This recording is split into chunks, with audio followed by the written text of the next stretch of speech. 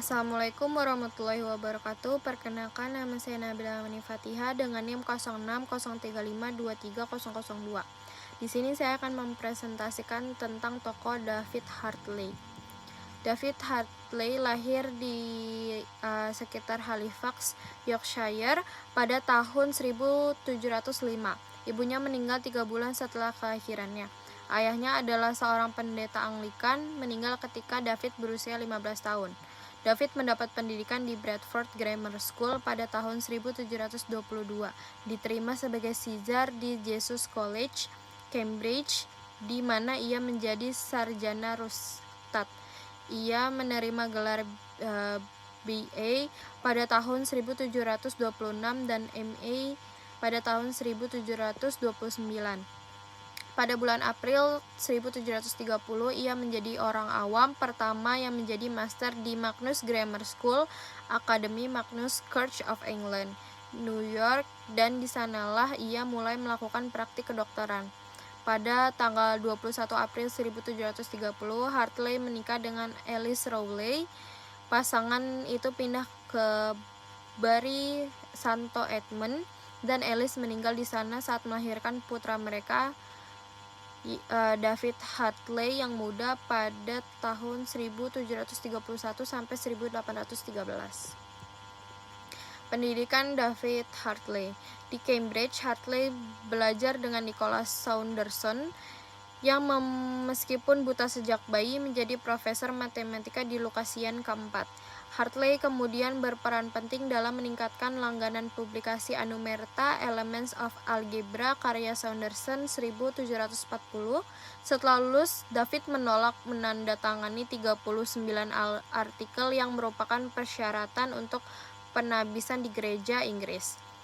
Meskipun salah satu hal itu dipermasalahkan, mungkin adalah doktrin Tritunggal.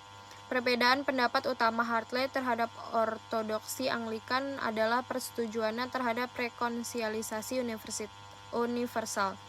Menulis pada temannya Joseph Lister pada tahun 1736, Hartley menyatakan bahwa dia percaya bahwa kebahagiaan universitas adalah doktrin dasar dari nalar dan kitab suci. Nalar selain hukuman abadi, tidak ada yang sangat bertentangan dengan semua intisari yang diberikan Tuhan kepada kita dalam karyanya. Sudahkah kalian membaca perjanjian Sir Isaac Newton atas Daniel dan kiamat? Bagi Hartley, di gerbang neraka tidak mungkin ada kunci. Karir David Hartley. Tak lama setelah beralih ke dunia kedokteran, Hartley menjadi pendukung inokulasi variola untuk cacar. Variasi ini memberikan kekebalan pribadi, dan jika meluas, hal tersebut menjadi layanan bagi umat manusia yang meningkatkan kekebalan kelompok. Namun, infeksi virus cacar yang disengaja menimbulkan risiko cacat atau kematian. Dalam publikasi pertamanya, beberapa alasan mengapa praktek inokulasi harus diperkenalkan di Kota Bury saat ini, pada tahun 1733. Hartley mengembangkan argumen statistik untuk menunjukkan bahwa konflik tersebut hanya terlihat jelas bahwa dengan melakukan inokulasi yang lebih jauh lagi akan memberikan manfaat bagi masyarakat dan masyarakat kepentingan pribadi seseorang. Pada tahun 1740, Hartley dikenal oleh setiap dokter di London dan ahli medis lainnya di seluruh Eropa. Dia telah terlibat dalam upaya kontroversial untuk menyelaraskan kepentingan pribadi dan kepentingan publik. Hartley mulai mengalami gejala batu kandung kemih pada tahun 1736. Pengamatan terhadap manusia dan ilmu pengetahuan baru dan terluas. Karya Hartley mengandung ilmu pengetahuan yang baru dan paling luas. Mempelajarinya seperti memasuk dunia baru. Sains adalah ilmu tentang manusia, dan dunia baru adalah dunia yang terkandung dalam bingkai manusia itu sendiri.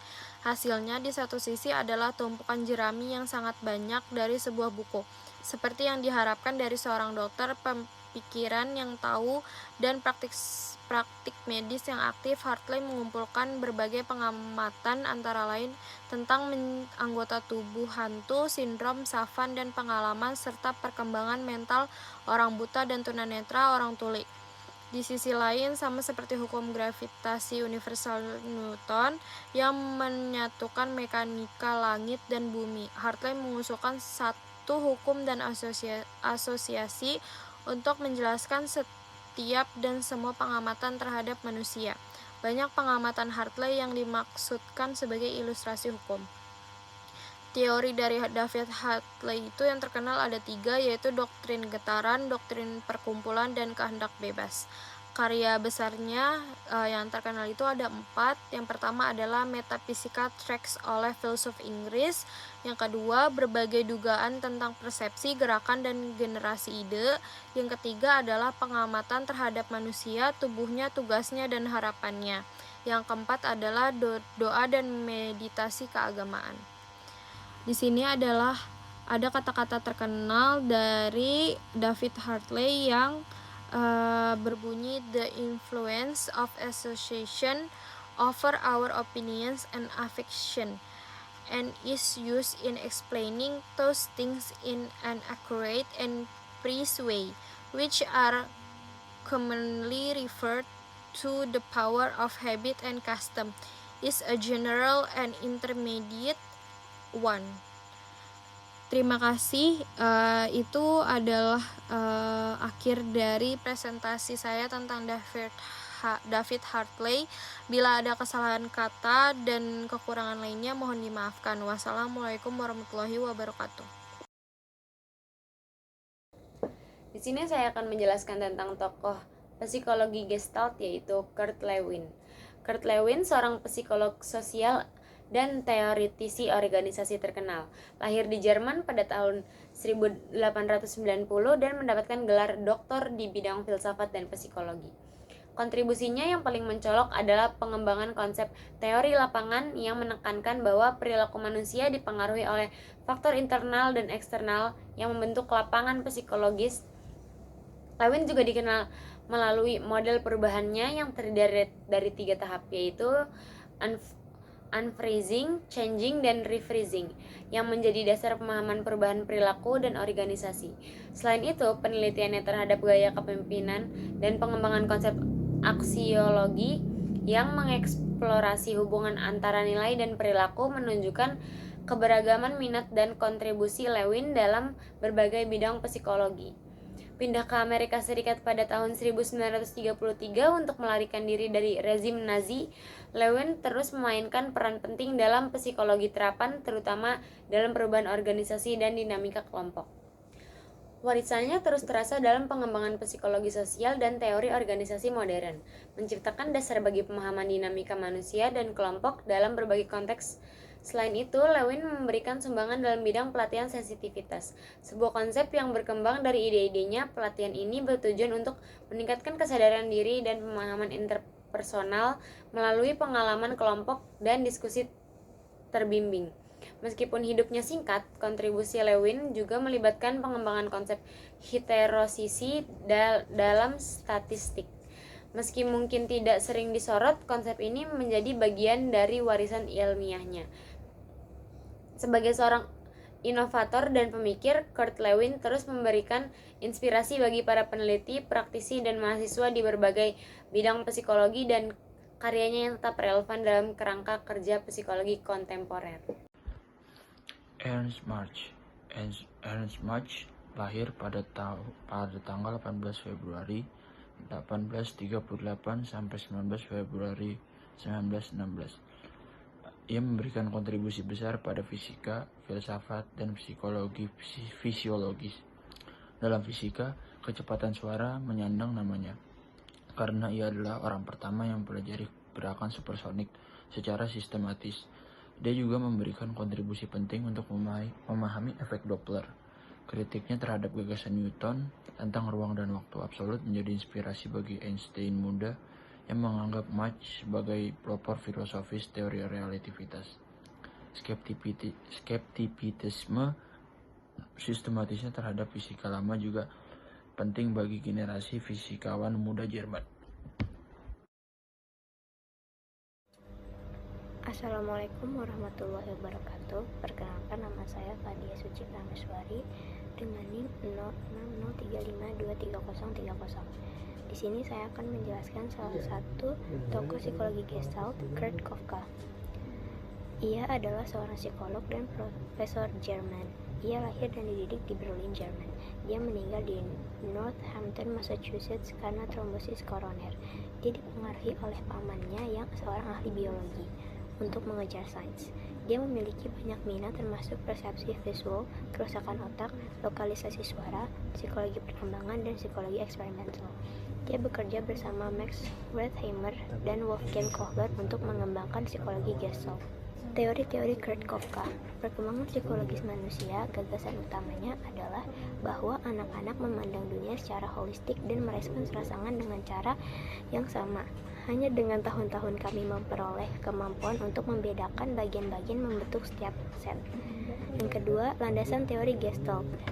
Di sisi lain, Kurt Kafka adalah pemain kunci dalam fondasi teori Gestalt, salah satu arus psikologis pertama dari karakter humanistik. Bersama dengan Wertheimer dan Kohler, ia menciptakan beberapa majalah khusus, melakukan penelitian, dan menyebarluaskan gagasannya dalam sejumlah besar artikel dan beberapa buku.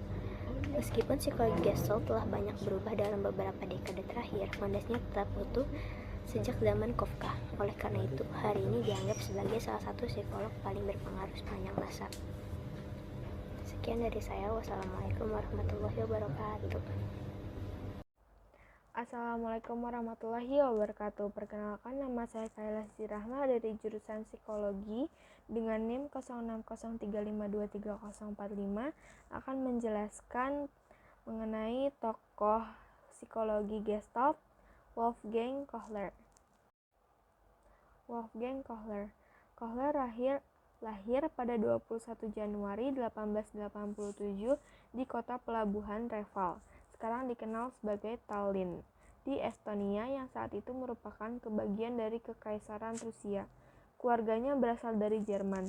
Orang tuanya adalah Franz Kohler dan Wilhelmine Girgensson, direktur sekolah dan ibu rumah tangga, dan memiliki saudara lelaki dan beberapa saudara perempuan. Wolfgang Kohler meninggal pada 11 Juni 1967. Kematiannya terjadi di rumahnya di Lebanon, New Hampshire. Pendidikan dan karir Kohler. Pendidikan Universitas Kohler melewati berbagai universitas. Pertama, ia diterima di Universitas Tübingen pada tahun 1905. Belajar di institusi itu sampai setahun kemudian. Setelah itu, ia melanjutkan studi di Universitas Bonn antara tahun 1906 dan 1907. Dan akhirnya ia masuk tahun lalu di Universitas Berlin. Di universitas terakhir ini, ia akan mempelajari mata pelajaran seperti biologi, fisika, dan kimia, dipengaruhi oleh tokoh-tokoh yang relevan dengan Planck dan Nernst di bidang fisika, dan mengetahui serta belajar bersama dengan pembimbing tesisnya Carl Stumpf. Ia menerima gelar doktor dalam bidang psikologi di universitas ini pada tahun 1909 dengan disertasi tesis yang mengacu pada psikoakustiks. Tak lama setelah doktornya, pada tahun 1910, Kohler bekerja di Institut Psikologis di Frankfurt.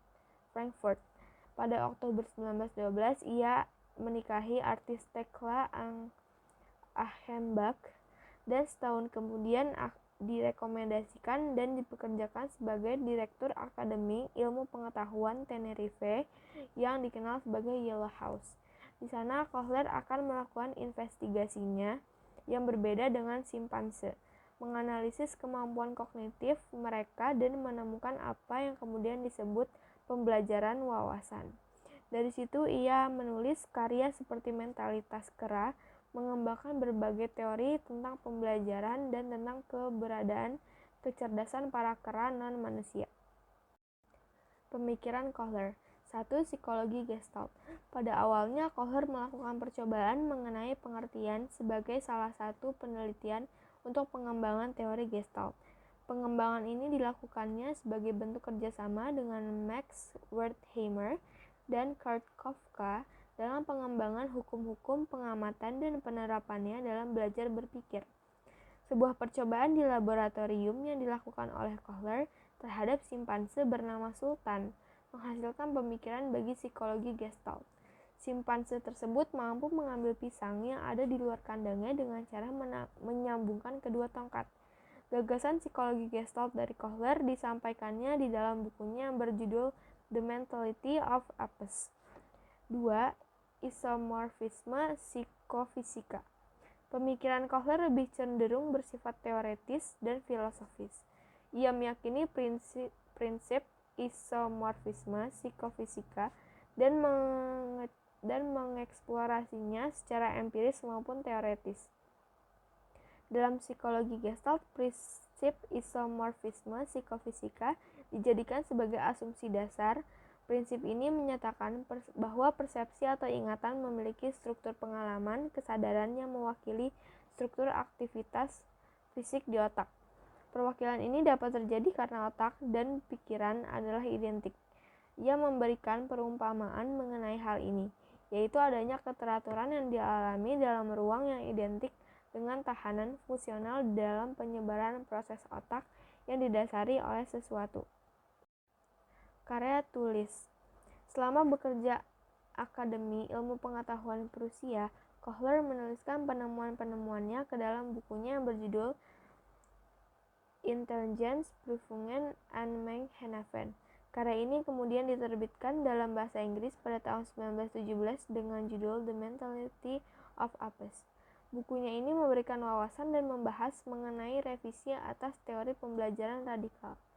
Kohler juga menulis karya lain yang diterbitkan dalam bahasa Inggris pada tahun 1920 dengan judul Physical Gestalt in Rest and Stationary States. Penulisan buku ini bertujuan untuk memberikan ketentuan mengenai hubungan antara persepsi dengan proses fisik dalam jaringan saraf. Sekian dari saya penjelasan mengenai tokoh psikologi Gestalt Wolfgang Kohler. Kurang lebihnya mohon maaf. Wassalamualaikum warahmatullahi wabarakatuh.